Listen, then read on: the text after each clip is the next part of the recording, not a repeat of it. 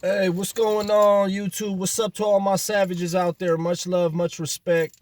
I'm dropping a quick video real quick talking about my first time being asked to put in work when I hit the county dorms.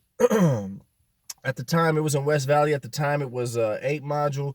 I don't know if they changed that shit. I don't know if it ain't 8 module. I don't know if it's 7 or whatever happened. But I know when I got there, it was 8, and that was the gang module. And I had went straight there from juvenile hall to gang module, and I was 18. I was fresh from juvenile hall.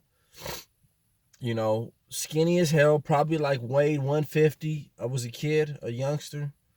Um, Still am a youngster though. Just in case. I might look a little. Woke up right now, but it's because I gotta go to the gym. I gotta grind it out, but let's bring it back in. So before we get in, go ahead and feel free to smash that like button too. Subscribe if you ain't subscribed to the channel. Hit that bell notification so you can be notified of any other further videos I'm dropping. But yeah, man, so here I go. I'm 17, I turn 18, and they come, the little juvenile hall staff come, they load me up, put me in the back of the little van, shackle me up, and they drive me over there to the county jail on my 18th birthday. And they just drop me off in booking, and they take off. And you get, through county jail, you get processed. You go from one tank to the next tank to the next tank to the next tank. Shit. To the next tank. So I mean, yeah, so that's basically what I did, man. I got, they'll weigh you, and you know let me put this up just a little bit.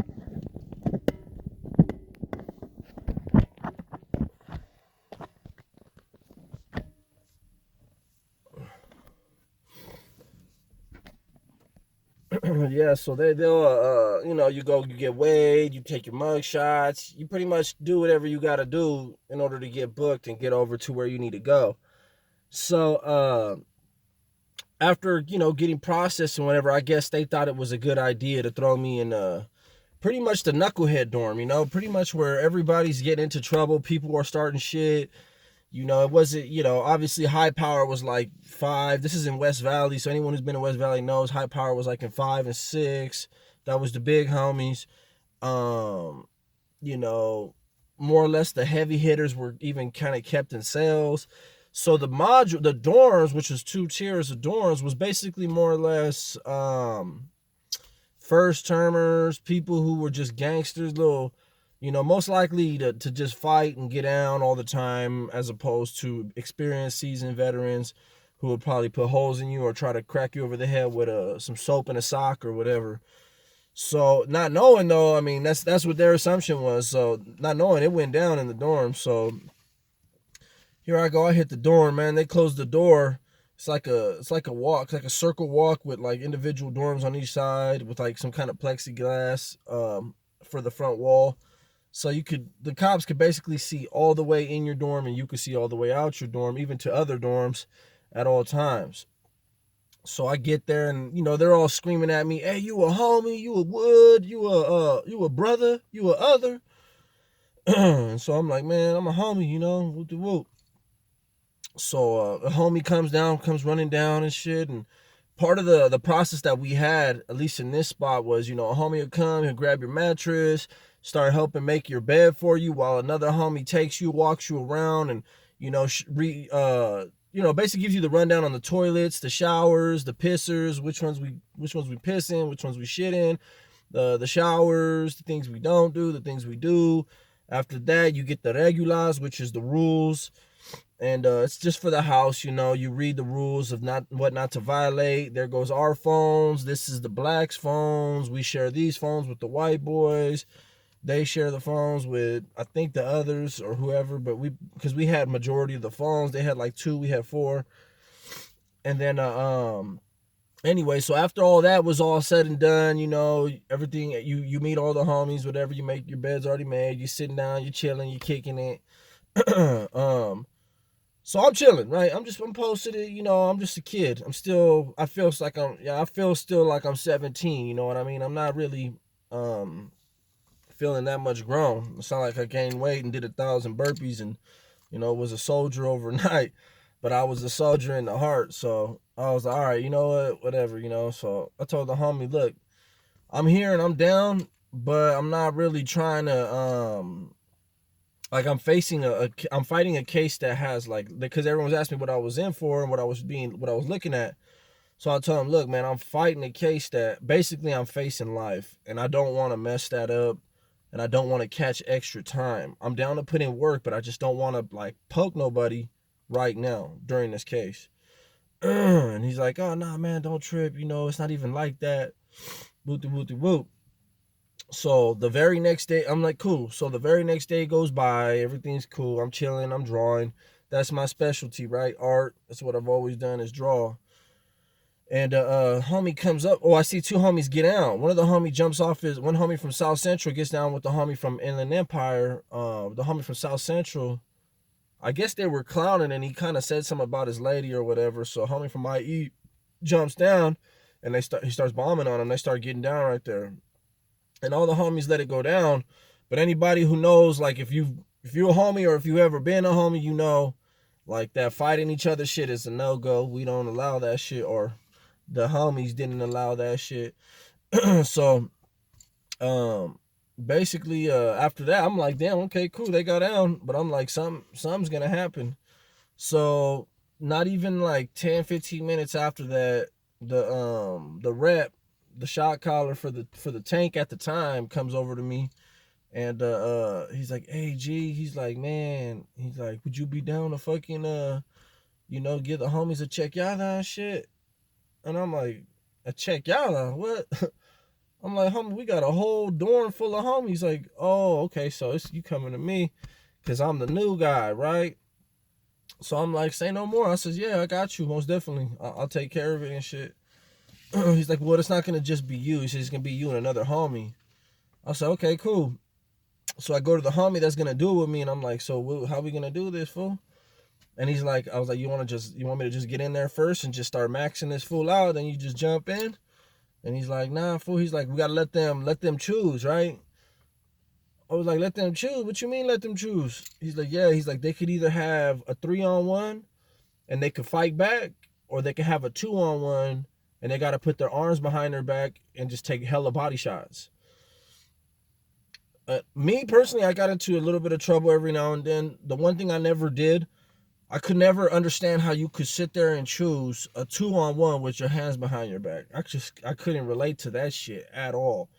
Like, I gotta be able to fight you back. And the second you hit me and make me hurt, knock my wind out, punch me in the chest, or even graze my shit, like, dude, I'm gonna wanna flight you. I'm gonna take a whole nother check y'all that should fight your ass. So I would elect always personally to do it that way. Said individual though, the first one he had elected was because we had to check both of them. So the fool from Inland Empire, this fool elected to choose body shots, right? No get backs. And so I was like, all right, I'm gonna max this fool shit out, because when I first got there, like that very first day, he kind of like was trying to act a little tough and shit. Like, I don't know, I can't remember what he said, but he just gave me a fucked up vibe. So I was like, ooh, I'm gonna win this fool, because I got a hell of a haymaker, you know, I got a good right hook. So we get in there and we start maxing on this fool in the showers, right? And at this time, the shower light was out. I'm not sure if it was broken or if they turned the shower lights off. I can't really remember, but for whatever reason, this shower was not working. So I started maxing him out. The homie started getting on him. Boom, right hook to the abs, man, right to the lower stomach when he wasn't even flexing that muscle. That shit wasn't, it was soft as fuck. So I dipped in his ass, and there goes all his wind, and he's hunched over, gagging and shit. So I'm like, cool. After him though, after we're done with him, get his little weenie ass out the shower, because he didn't even, I was only 150. I was a string bean, and every homie knows, like, I would not have went out like that. You ain't about to do no body shots on me. So homie from South Central, real short, skinny. You know, he looked like a kid too, to be honest with you, but he from South Central. The little homie got that street shit. He like a little alley cat. He a little mean motherfucker, you know? So he's like, nah, I want the fade. He's like, I'll take the 3-on-1. He's like, I want to be able to get him up. I said, cool. I respect that shit.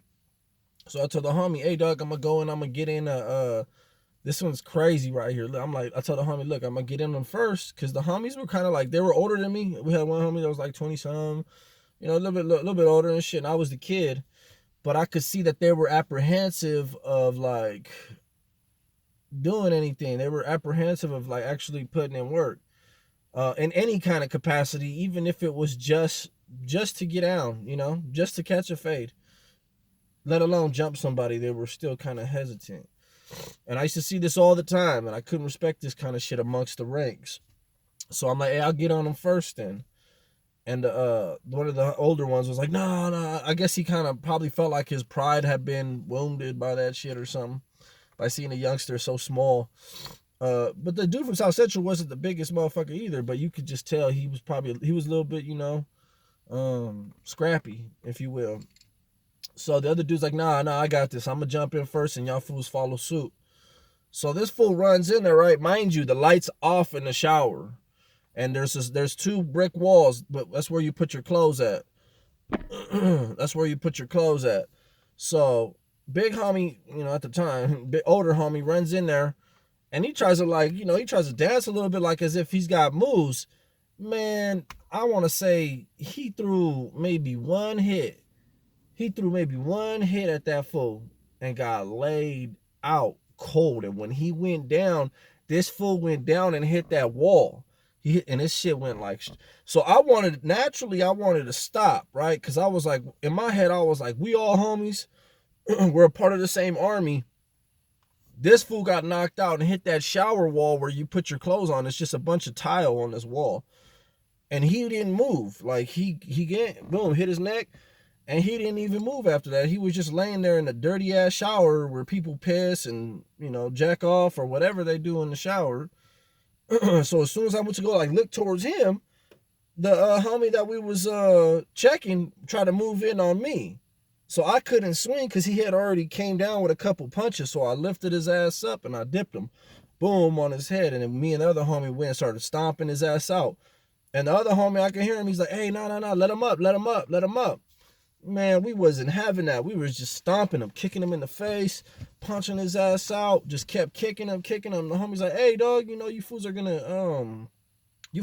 get in trouble too, you know? You fools are gonna get a check either for this shit. But they couldn't see nothing because they was outside the showers. And the showers were dark. So they couldn't see why we were doing it. They just saw, you know, maybe that the homie kind of got dropped and maybe wasn't fighting no more. And then we went on a sick one and just started stomping this fool's head in and mashing him out for whatever reason. But the case is, that wasn't what it was. The case was like this fool right here, the homie got dropped, and I thought he, on some real shit, people, I thought this fool died. I thought he was dead. It didn't turn out, he didn't end up dying, but he had a seizure. When he hit that wall, this fool, and while we were getting down and shit, he was having a full-blown ass seizure because when it was all said and done and we tried to pull him out, he was all kinds of blood was coming out of his shit. His hands and shit was all stiff. Everything was like locked up when we was pulling him out. So, and he ended up PCing up the one who hit the wall and shit because he never came back to our spot. So when we you know the homies kept asking the cop, you know, hey, what happened with whatever his name was, what happened. One cop, a lot of them would keep giving us the runaround, but one cop was like, he ain't coming back, homie. He, you know, that's a wrap. He checked in and shit. He's over with. So the homies was like, oh, fuck that fool anyways. They weren't really mad at us when it was all said and done because, you know, the homies respected where I was coming from as far as, trying to pick up a fallen homie, a fallen soldier, and this fool still swinging on me. Knowing that I stopped and was going for the homie, this fool kept swinging on me. He's lucky I didn't get on his ass for real. But yeah, that was just a quick ass story. That was my first time putting in work. I was fresh. I was like 2 days into being 18 years old. And I kind of squashed it all together, but it was kind of cracking. It was kind of cracking, and then about a week after that, we ended up getting into my first riot. My first race riot was a week after that. So just a quick little war story to share with you guys, man, about this motherfucker catching a seizure after a chequeada, man. That stuff is the truth, man. You gotta be careful. So much love, much appreciated.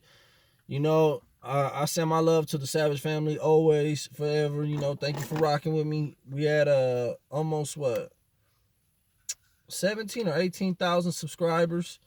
We moving up, we moving the chain. So, you know, if we want to keep doing this, you got to hit that bell notification, got to subscribe, got to hit that like button. It all it all plays into each other, right? One hand washes the other. It all coincides to me moving the channel bigger, more broad, speaking on different shit, you know, talking about different subjects, and just having fun with it, you know, because I know you guys like to hear crazy ass shit. So I'm gonna start coming out with a little bit of war stories and shit that I had accumulated.